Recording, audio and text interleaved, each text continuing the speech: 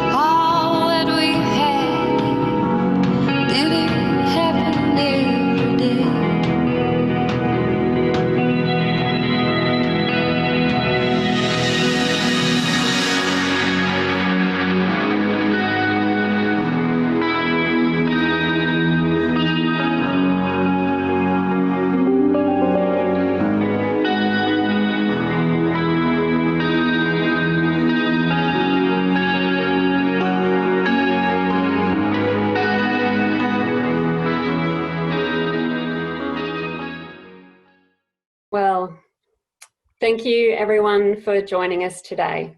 It's wonderful having you all on the line. I'm Jody Gunn. I also have Phil Palmer, our Scottsdale Reserve manager, with me on the line, and also Anne and Frank Ingerwersen, two amazing volunteers who will share some of their stories with us today. We've got coming up to over 100 people that are likely to be joining us on the call today, so it's a fantastic turnout and we're really excited to share our stories with you. Before we get started, I'd like to pay my respects to the traditional owners of the land on which I'm hosting this webinar. For me, that's here in Melbourne, and they're traditional lands of the Wurundjeri people of the Kulin Nation. Every day at the moment, I'm going down to my local creek because I can't go anywhere else under our COVID restrictions, and I reflect on the history of this area. I walk past the local scarf tree, I read the interpretive signs to my two young boys, and I imagine a brighter future for our First Nations people. Today's subject matter, as many of you know or should know, is about our work at Scottsdale. Scottsdale Reserve is the traditional lands of the Ngunawal people, and we have a long and growing relationship with the Ngunawal traditional owners. And after the recent fires, have had the opportunity to support cultural heritage assessments on the reserves.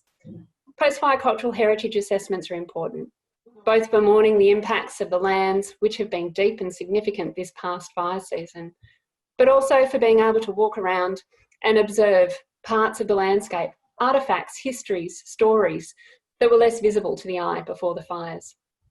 I acknowledge that we've got people dialing in from all over Australia. We've got people from Western Australia, New South Wales, Victoria, far and wide. I'm seeing lots of names, familiar names pop up. It's fantastic having you all join us, people I know and some people that I haven't met yet. It's so great to have you all here. The purpose of our seminar today is to inspire a deeper connection to nature and to each other, in particular at this time where we're limited in our ability to come together face to face, and also to hear more about the work that we're doing and understand how this is important locally, nationally, but also globally. For those of you that don't know me, and there will be some, or haven't had a chance to meet me, I'm Jody Gunn. I'm the Executive Manager of the South East region. I support our teams across New South Wales and the ACT, Victoria and Tasmania, from far northwest New South Wales in the back of Burke to the east coast of Tasmania.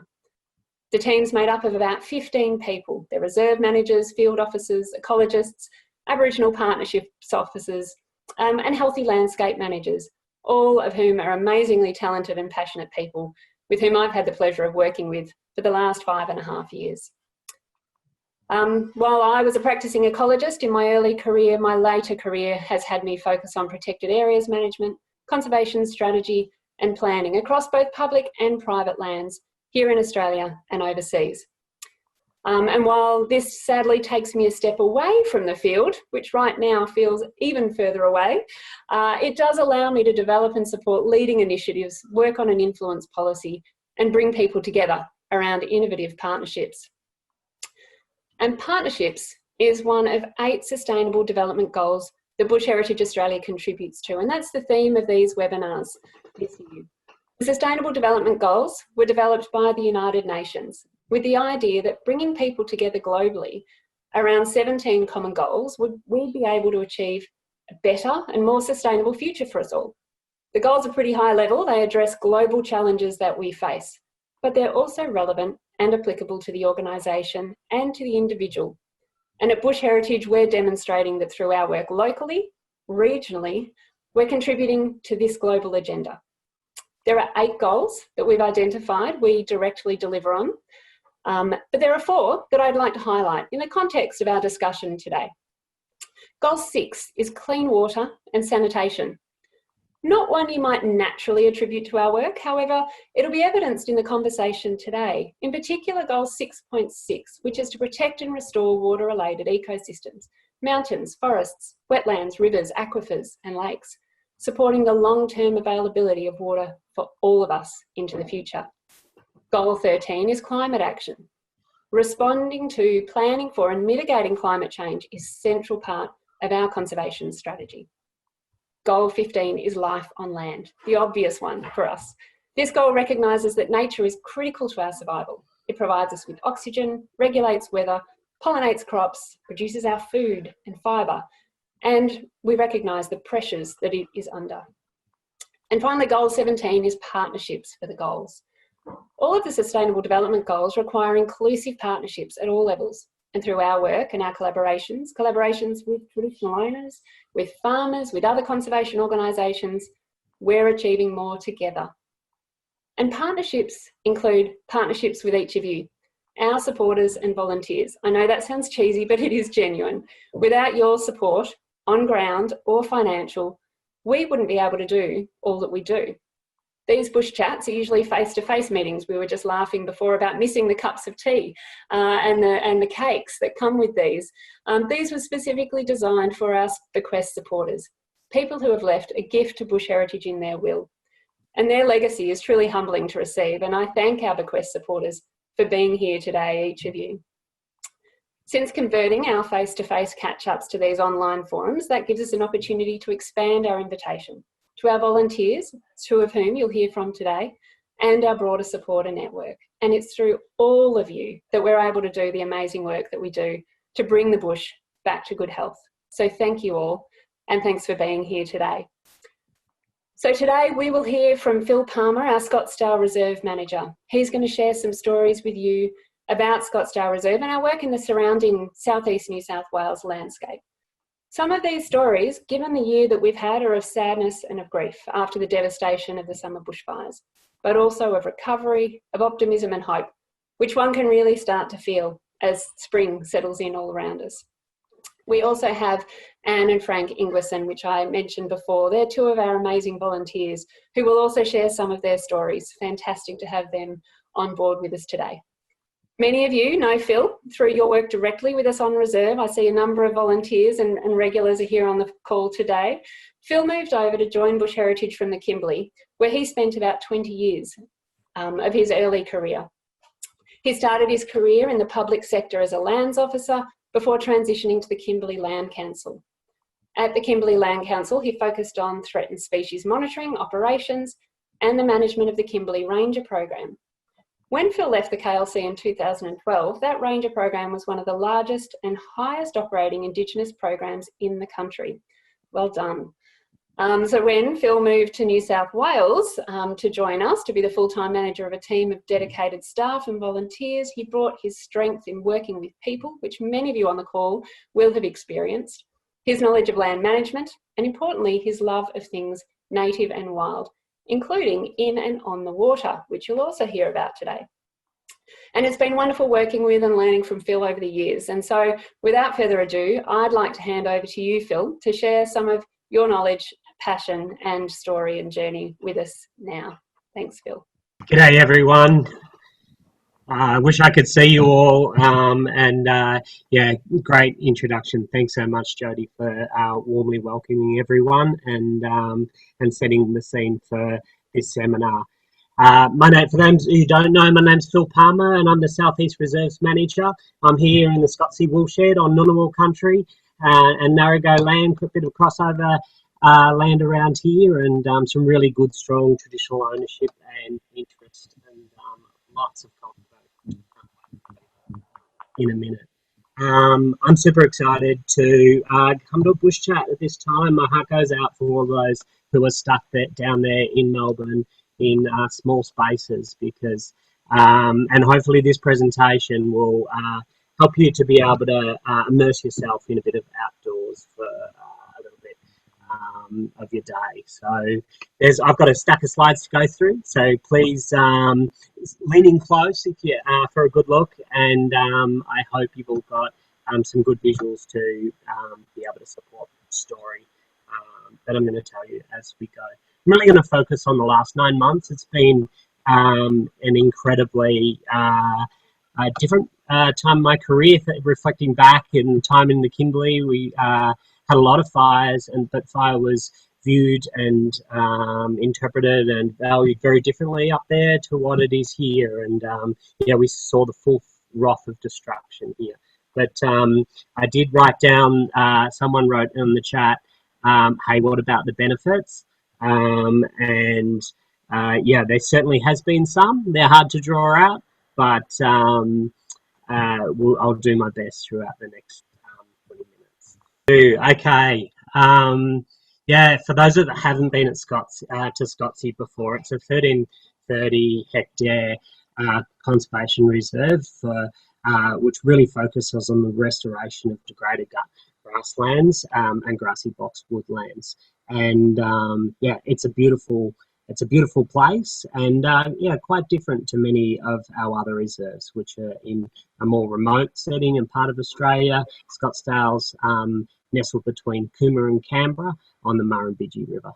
And it's been my home for the last 5 years, and yeah, I love it dearly here. So this is not Scottsdale, but this is where my story is going to start today. This is on the 2nd of Feb in 2020, this year. And I was in southern Philippines in Mindanao, packing up for a day out, rafting on one of their beautiful big rivers. And I was jumping in this crazy looking bus and heading out up gorge and madly trying to get little snippets of Wi-Fi as we passed the little outhouses on the way up the river, to try and get screenshots of the fire that was impending through the whole region. I was well aware that it was coming, and we'd spent all of New Year's Eve yeah, madly putting fire breaks in and working on Scottsdale to prepare ourselves for the fires that were really active, as you all know, throughout the region. I felt really powerless being over there and just watching these outdated maps, you know, come through, show, you know, Scottsdale, and I knew they weren't that accurate because I've been watching them for the past month, and I saw the fire front just moving through. But as the region became more and more blacked out with the fire scars, I, you know, had resigned myself to the fact that Scottsdale was burning. And, you know, it was pretty crazy. I was paddling down these wild rivers and trying to enjoy the last day of my, you know, big holiday, but looking at my phone every time we went past a little village trying to get a snippet of reception, and yeah, and so really by the time I got to the end of the raft, I was just busting to come home and to find what I could. So I jumped on a plane, and as I drove out to Scottsdale, you know, a day and a half later, this is what I still saw. I expected the fire had passed, but driving up the Monero Highway and looking out over Scottsdale, it was still well alight in the hills behind the reserve. Most of the reserve had been extinguished through the hard work of the Bush Heritage fire team and also the local RFS, but it was still very active in the local area. There was not much I could do at the time for Scottsdale, so we spent all of our efforts fighting the fire front on neighbouring properties. And this here is, for those of you who know Sarah Davies, our field officer, who has been worked with us for the past couple of years. This is her family property just over the road from Scottsdale.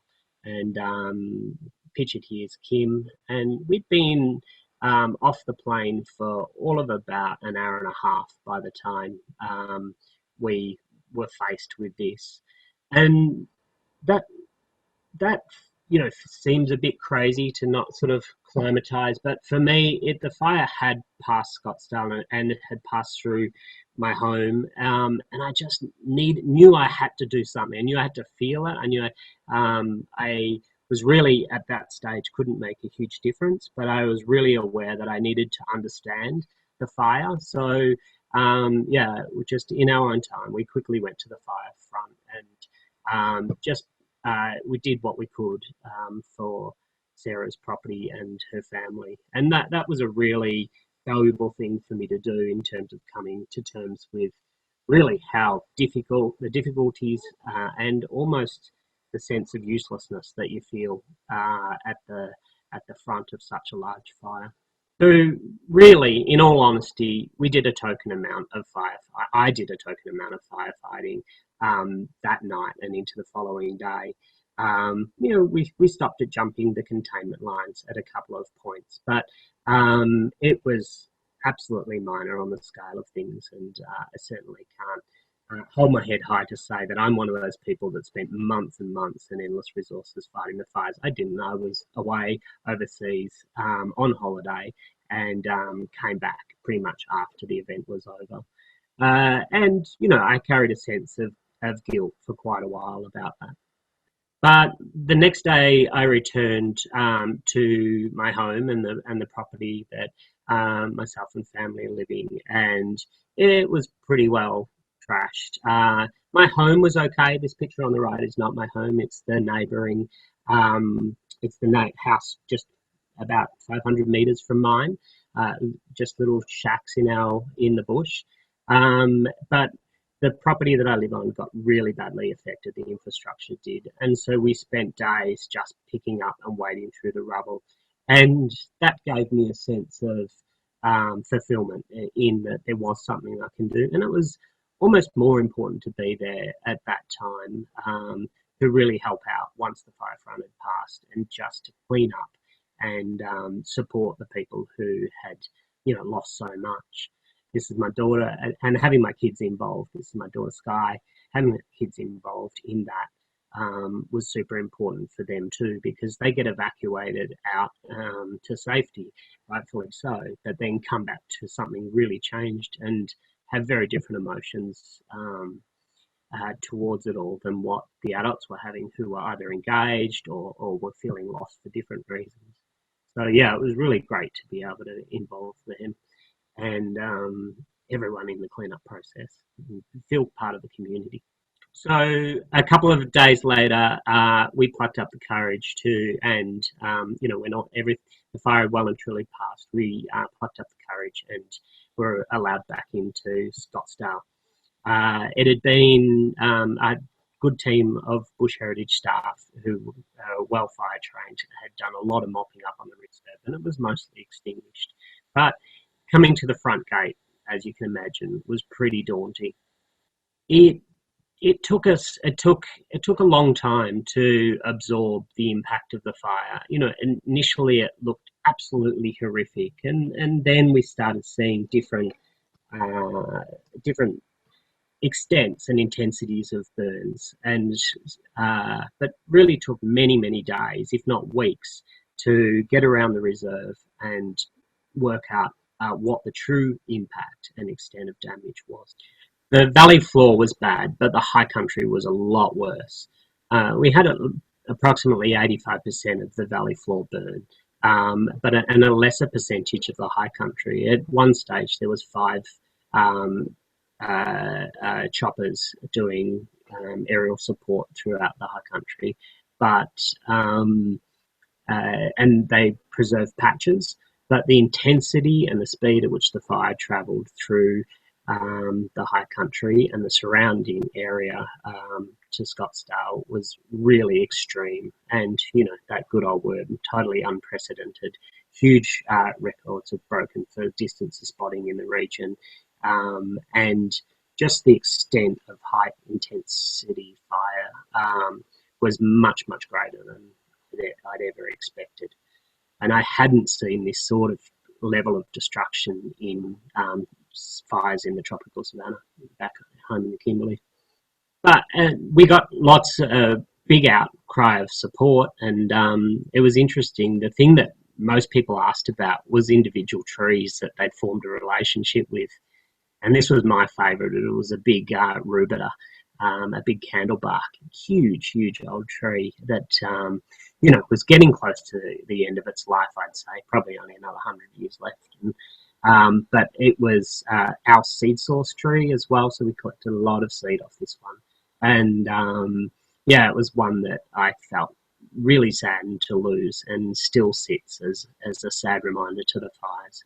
I did describe the fires a bit at the time, a bit like a genocide, in the way that it went through the valley floor and really targeted those old trees that we valued and loved a lot, and that were real remnants in an otherwise agricultural landscape. The extent of the impact wasn't just on the trees, it was on the wildlife as well. And you can see this old male wallaroo on the left here. It was pretty badly burnt. A lot of the wildlife was simply gone or incinerated, and we couldn't really tell the extent of the impact on the local wildlife.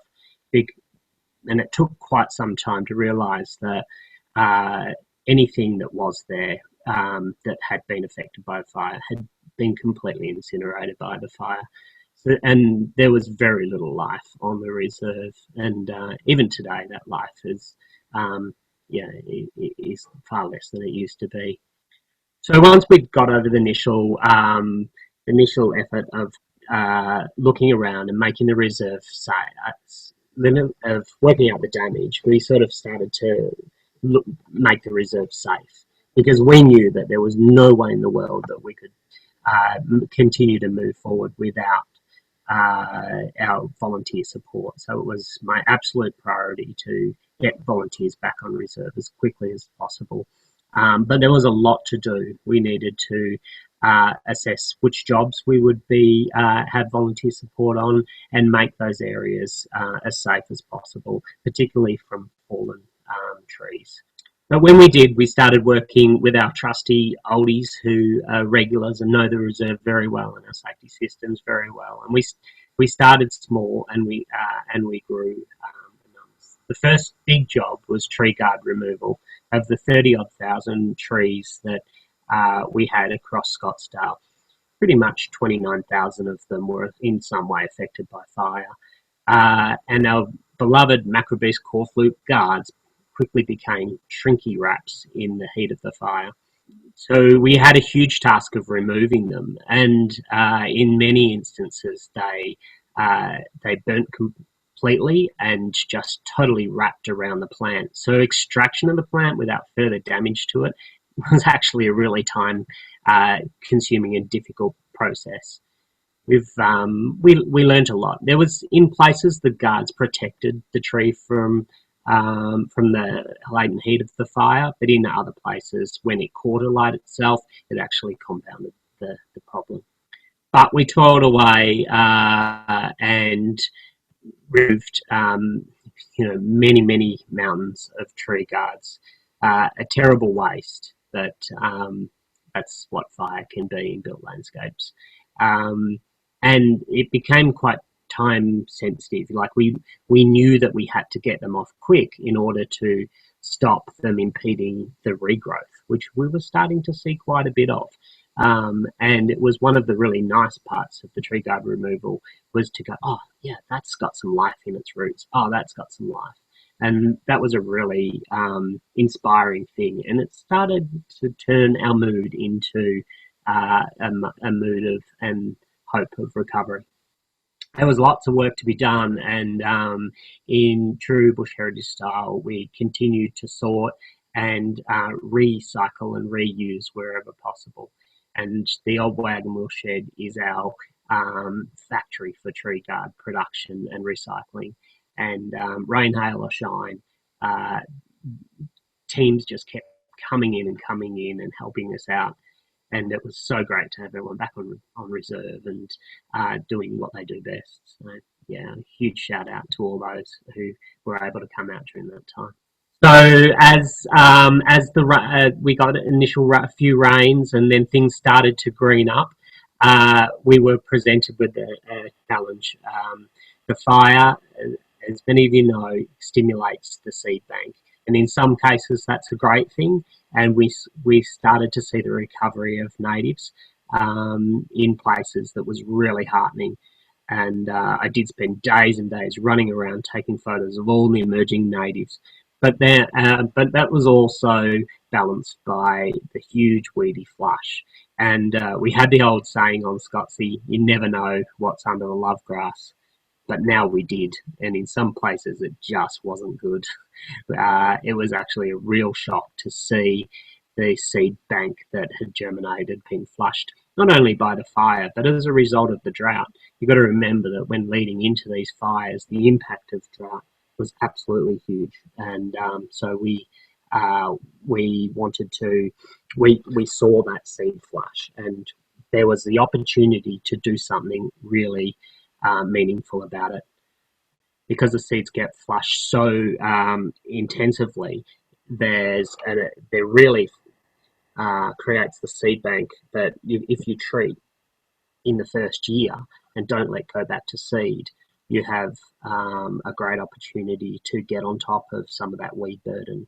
So with some good support from volunteers and funding from various partners, we were able to really step up our weed management program.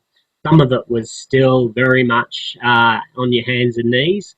This is our team celebrating the removal of love grass from one of our grassland seed production patches. It was a huge effort, but really well done. And then we also called in the big guns and continued with and upped our aerial spray program to complete the spraying of African lovegrass throughout the valley floor, and upped our effort on feral animal management. We saw a change in the composition of feral animals from very much deer dominated and rabbit dominated, so graziers, to the predators and omnivores like the pigs and the cats. So pigs became very quickly a huge issue, mostly because thanks Jody, I'll keep moving, mostly because they had nowhere else to go. We worked, one of the great benefits that the fire did provide was it opened up country. All of a sudden, that old adage of you never know what's under the love grass, it wasn't there anymore. And not only could we see the weedy flush, but it exposed an enormous amount of cultural material. And with the help of the Ngunawal traditional owners and Tyrone's and Thunderstorm and family, they came in and did many, many days of cultural surveys across the landscape and revealed enormous amount of cultural material that blew us all away. You can see here in this image, one of the things I never expected was the scar trees that the fire revealed. So scars that were previously closed, or modified trees that had previously been closed up by growth, all of a sudden were revealed. And in trees that I'd passed 1,000 times and never noticed, we were recording new scars from hormones or shields. The other great need that emerged from the fire were, as a result of the weedy flush, was there was an enormous amount of burnt ground, where either the ground was rendered sterile or after the removal of the weed layer, there was very little nativeness left to replace it.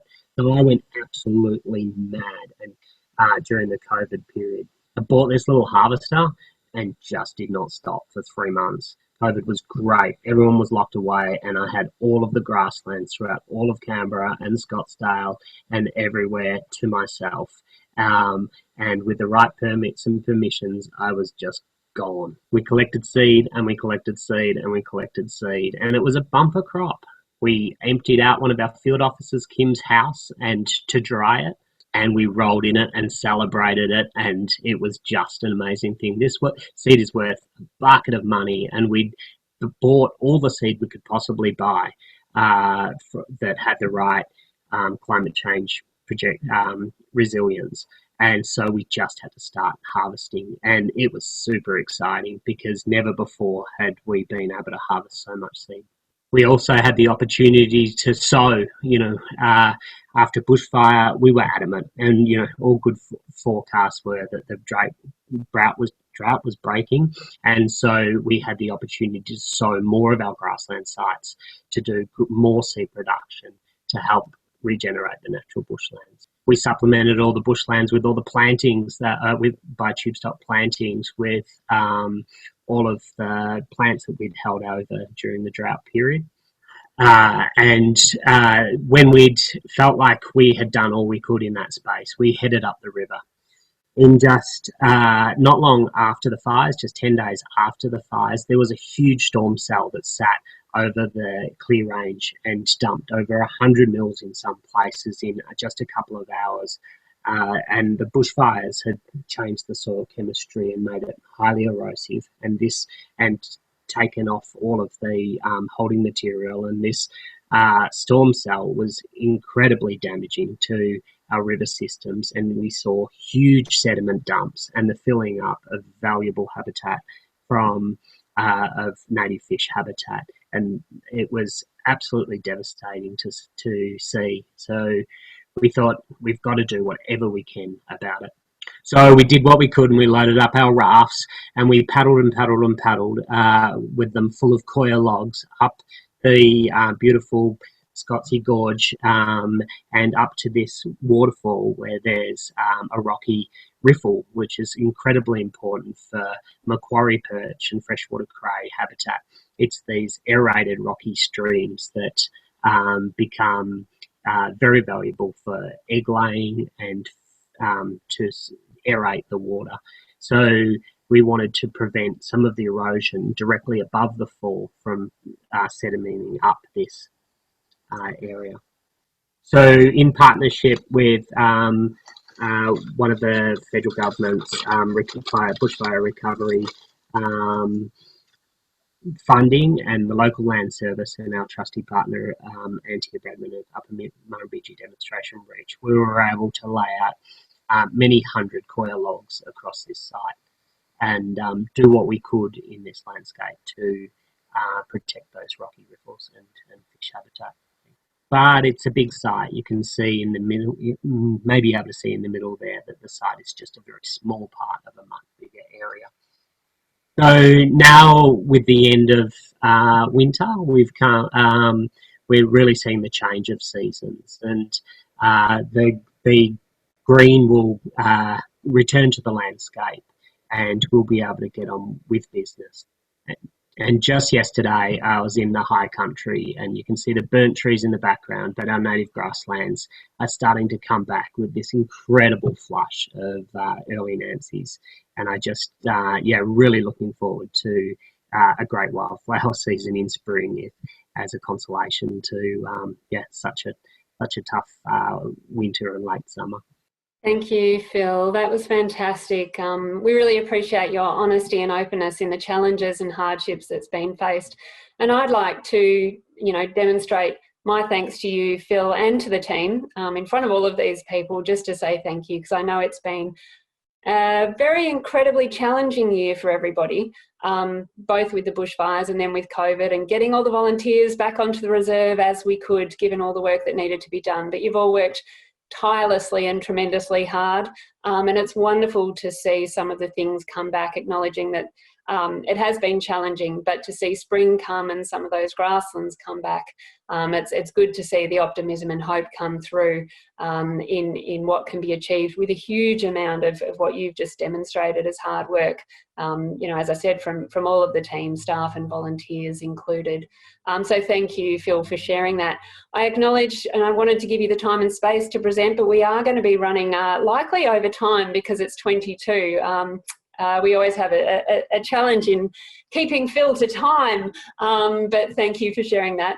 So please just acknowledge everyone. If you need to leave at 1:45 as was intended, we accept that, but we are very happy to continue and to go over time and to ensure that there's time for conversation and questions. And thanks for the great conversation that's been happening on the chat on the side. There's a few really important questions there that Phil will have addressed during his presentation as it rolled out, but also that we'll come to at the end.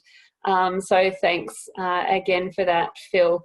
I would like to now formally introduce Anne and Frank Ingerwersen. Anne and Frank have joined us today, and you'll see them in a moment. They're Canberra based and they're proud grandparents of 10 little people. Anne is an avid hiker, orienteer. She's been an outdoors enthusiast all her life, and she came across bush heritage in a newspaper article. After some investigation, she decided to become a regular donor. Thank you, Anne, and thanks to that newspaper article. Frank's an ecologist and spent his working life adding to the knowledge and understanding of the environment and the landscape. When he retired, he also became a bush heritage supporter, and they both started volunteering at Scottsdale. The work that they've been doing on Scottsdale has covered a huge variety of activities, which contribute to the visible change in the landscape, even despite the recent fires, and they'll talk to some of that. Following Anne's retirement, they've been volunteering also at reserves further afield. They've been out to, over the last 8 years, Bookamata, Yorka, Ethabuka, Gundaroo, Edgy and Pullen. So I wonder where next. Last week they were at Tarcutta Reserve doing weeding work. But since the fires, they've been on the reserve with Phil and the team very regularly. So we welcome them to join us today as special guests to share their experience and let us know how things are going. Over to you, Frank and Anne. Yes. Thank you. Yes. I'm Anne. I'm Frank. Hello, everyone, and thank you for joining us. Phil's covered a lot of what we will be saying, but maybe from a volunteer's point of view, it'll be a bit different. Our work on various reserves has been caretaking and include as well as working, and it's included a lot of spraying cactus, removing Siam weed, garden makeover in Bookamata, working with the nail-tail wallaby. But we spend more time at Scottsdale because it's so close to Canberra.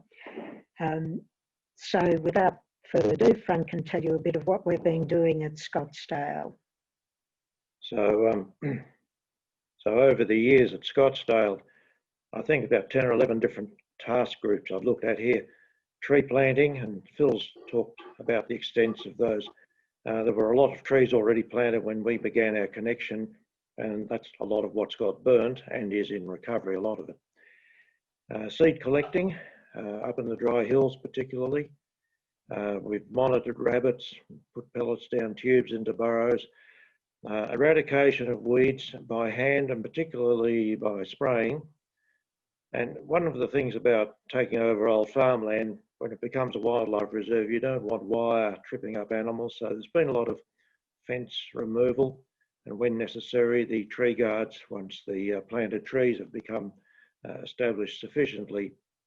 There's a beautiful new nursery there now, and it was previously maintained on a voluntary basis by a local person, and it was a much more primitive setup, but it's a very productive place now. We've done a little bit of work in there, watering, fertilising. I helped the team convert part of the wool shed, which was fully air conditioned with its slat floors and slat roof that doesn't fit, into a bedroom that someone who works out there could live in during the week. Carp trapping, you saw in Phil's presentation the floating carp trap feeder. That's an amazing device. It was there at the beginning of that. Platypus watching, that goes on every year. It's a very pleasant thing to do, sitting by that beautiful reach of Murrumbidgee River, watching for platypus.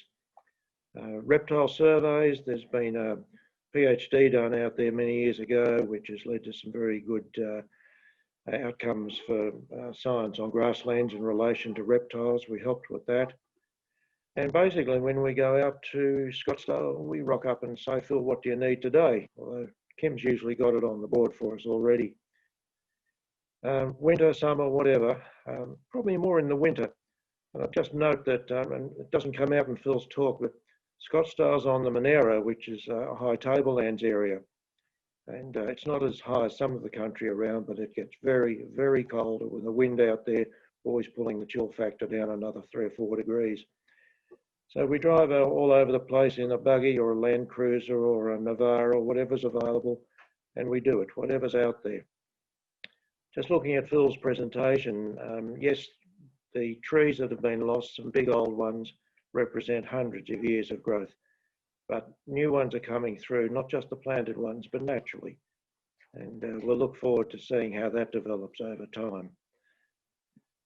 So over the last 9 months, Phil's given you an overview of what the program has been there. But going back just before the fires, we were there at Scottsdale 2 days before the fires reached the reserve, just doing watering the drought-stricken trees, bone dry, really stressed, and the garden all around the wool shed.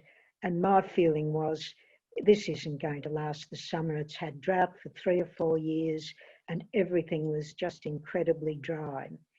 Anyway, it didn't quite last the summer outside that, but the garden around the wool shed has been saved. Some of the orchard trees are burnt, but a lot of them are still okay. And the nursery is fine, which was great to see. So when we went back 3 weeks after the fires, it was really depressing.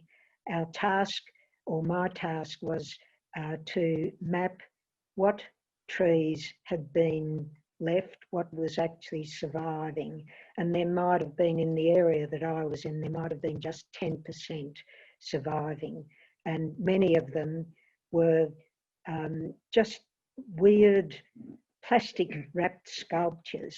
And just, it was so depressing. And I came back black all up to my knees because of the burnt dust and vegetation. Anyway, the next time we came, it was a lot more cheering because we were removing tree guards and found that quite a lot of the trees were actually regenerating at the base. And you could see further afield, some were regenerating up the trunks and stems. So it was a lot more cheering. After the tree guard removal, we were then tidying up fences. Another team had been through and rolled up the wire from the burnt fences, and our task was to go along and pick up these rolls of wire, heaving great rolls of barbed wire or unbarbed wire onto the back of trucks, and then taking it down to the dump area and stacking it up into weird sculptures. And that's someone else's problem to get rid of that eventually. But since then, there's been a lot of revegetation, growing green tinge everywhere, which I was very disappointed to know that in the first week we were there with the green tinge, that it was all African love grass, that coming through first. But anyway, since then, there have been a lot more small plants, herbs, and as we saw up in the higher country, some of the native are starting to flower already. But every time we go now, there's an amazing bevy of volunteers. I've never seen so many volunteers on any one day as there've been since the fires. And there's a real buzz in the shed. No idea what all the others are doing. Oh, what are you doing today? What are you doing? And a wide variety of projects, some that have been ongoing, that are able to continue, and others which are tidying up, cleaning up from after the fires. And at the end of the day, we might go home pretty well exhausted, but it's a real sense of satisfaction that we've done something to actually make progress, and we can see the difference even if it's only small.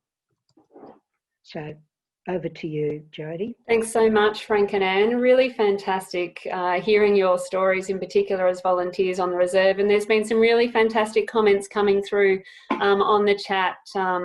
Anne and Frank, your inspirations, for example. So people are really loving hearing the stories that you have and that you're sharing with us, and people are truly inspired by the work that you've been doing and contributing to, as you'll see through the chat when you get a moment to read through that. Really fantastic.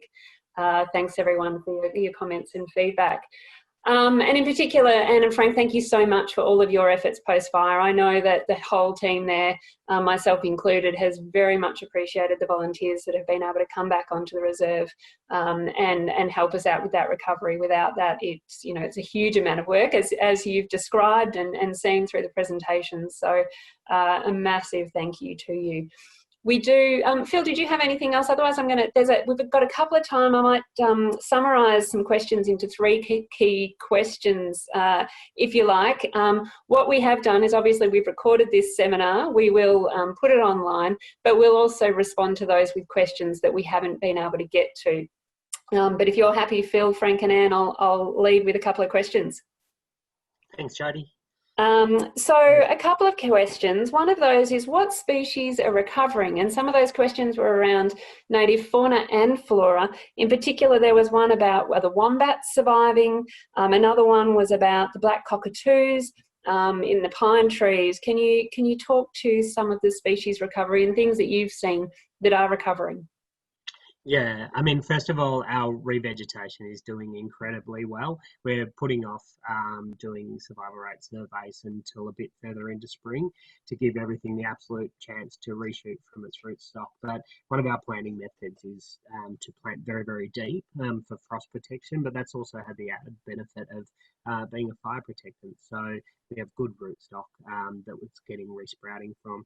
In terms of our plant species, we're seeing a lot of die off from yellow box and scribbly gums and the cypress pines, but we're seeing really good regrowth from many of the acacias and also, apple box is the big resprouter and some seed banks stimulated from the acacias as part of our re-veg. As far as the fauna goes, yeah, wombats are fine. Then there's nothing to worry about them. They just go down their burrows, and they seem to have survived. I was worried about smoke and other things affecting them, but wombat numbers have actually gone through the roof, and there's a really healthy, good, big population. I think I counted 36 from the shed to the river the other day. I was a bit blown away, but no, they're loving it.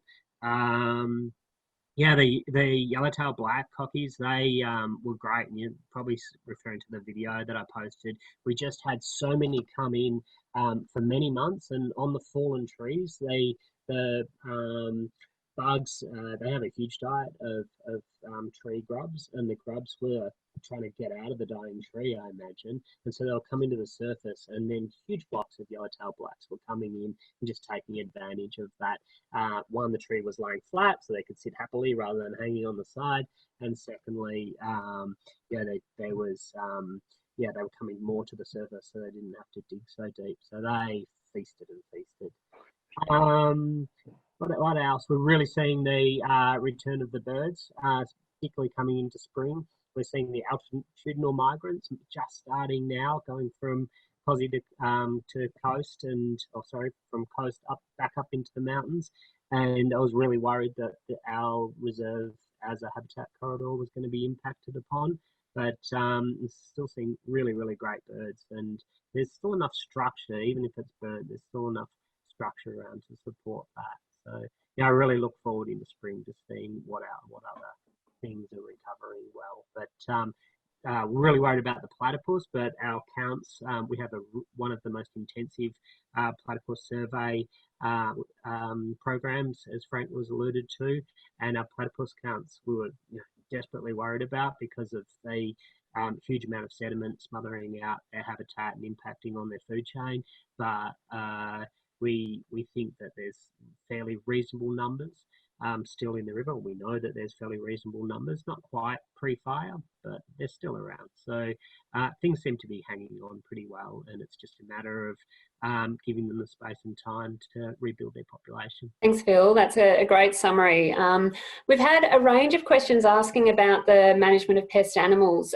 We don't have time to go into a huge amount of detail, but Phil, perhaps describe, briefly our pest animal management approach, and also, obviously it's a critical part of the work that we do, particularly in these times, and that we do undertake these activities using the most humane methods that we can. So Phil, if you just want to briefly describe the integrated pest management approach that we have there. And then I've got more time for one more question, which I'm saving up. Thanks, Jody. Yeah, we're very responsive to what moves through the property, and we have, I think, 60 remote sensor cameras across the property monitoring the pest animal movements and the effectiveness of our management program. We have a very integrated approach. It's very broad, but really we're falling more and more back to shooting as the most humane and the most targeted method, and the most effective and time-effective method. So yeah, big focus at the moment on pigs, as I was saying, and coming down into the valley because of the burnt high country. We have a really large, as Frank alluded to, rabbit program, and have been really successful in reducing the number of rabbits almost down to nothing now, and certainly no impact by rabbits across the reserve. And that was a fumigation program led by volunteers. Deers just seem to have disappeared out of the landscape. There's just no browse for them. So yeah, cats were few and far between on Scottsdale. In the past 5 years, I've only ever seen 2 cats, except since the bushfires. I've started seeing many more. So really, it's just that pick them up during spotlighting and shooting. So yeah, it's almost a second job managing ferals across Scottsdale that happens under the cover of night. Thanks, Phil. Appreciate that update. So the final question, there's been a number of people who have obviously been so inspired by Frank and Anne's contributions that they're asking about becoming volunteers themselves. So Phil, can you describe what program we've got at the moment in terms of volunteering at Scottsdale or the broader Southeast New South Wales landscape, and how they might be able to get involved? At the moment, obviously, with COVID restrictions, interstate travel is a challenge. In fact, not possible at the moment. But Phil, any particular recommendations or advice? Yeah, we're drawing really heavily on our volunteers in the Canberra region at the moment, and just starting to reopen that up to Sydney volunteers. There's always heaps and heaps of opportunity, and you just register through the Bush Heritage website, and we have a volunteer coordinator for this part of the world, Michelle Stalton. She's absolutely fantastic, gets you signed up and gets you prepared with all the information you need to know. And I'm endlessly throwing you jobs, and yeah, I never, as Jody well knows, I never say no to volunteers. And with good people like Frank and Anne, who know the reserve so well, they become volunteer supervisors themselves. So that's extremely valuable to have those people who can lead teams in some of the programs. So at the moment, we're doing a lot of fine-scale spot spraying in the high country. We're still doing a lot of fence removal, and we're just about to do a bunch more direct seeding and planting. Our planting season is about to start. So if you can get here, then yeah, please sign up and come down for a planting session. We've got many weeks advertised for planting at the moment, so love to see you here. Thanks, Phil. And Frank and Anne, assuming you'd recommend people volunteer? Most definitely. Yes. Yeah, you just feel you've made a difference, and there's so much support from Bush Heritage for actually doing it physically. It's great. Fantastic. Thank you. Thanks both. The numbers are now just dropping below 100 participants. So I noticed that people are starting to dial out. It has hit 12 o'clock. It's been a really fantastic session, and I think all of us could go on and on and on for another hour. But some of us do also have other commitments today, as do each of you. So I'd like to thank everyone for joining today. It's been wonderful to hear news from the ground, and I know that people have been really keen to hear updates, particularly about what's happening at Scottsdale this year post the fires. We haven't been able to get to all the questions. We will try to respond to those questions we have, and in particular there was a range of questions around weeds and the recovery or response of weeds, post bushfire. I know that there would be a very long conversation around that, so we'll respond to that indirectly. Again, the purpose of today was to bring us all together to engage and inspire that deeper connection both to nature and to each other, which I've certainly experienced and feel much more connected having seen all your names on the screen and also heard from Anne, Frank and Phil. I hope that each of you have as well, particularly at this time where we can't come together face to face where we might normally try to. So we hope that through this seminar we've been able to do this. Thank you everyone, not just for today, for joining us, but your ongoing support for our work. Whether you're a financial supporter, a volunteer, someone leaving a gift in your will, your contribution is absolutely vital. And it means that we can continue to do all of the work that Phil, Anne and Frank have just described to us today. We're always welcoming of your feedback. These webinars are still, relatively new to us, so we'd love to hear how we could continue to make them better. There were some comments on the chat saying, do some more. So we'll continue to do that. There's a list of existing ones that are still to come on the website. So we'd love to hear how we could do things better. Please let us know through the connections how we can continue to grow and improve these seminars. I would like to thank, in the background there's been Sally, Anna, Miranda, Eleanor and a range of others just making sure that today ran smoothly. So thank you to all of you for your help and to getting everybody on board. So I acknowledge that everyone's going to be leaving now. Phil, Anne and Frank, thank you so much for sharing a very personal story and journey of the last year at Scottsdale Reserve, an incredibly challenging time, but with spring coming in, I can hear it in your voices, that sense of hope and optimism as things start to come back to life. So thank you all for your efforts. And we'll sign off. As people drop out, I'll just read a couple of chats. There's been some really fantastic comments. A huge thank you to the panel.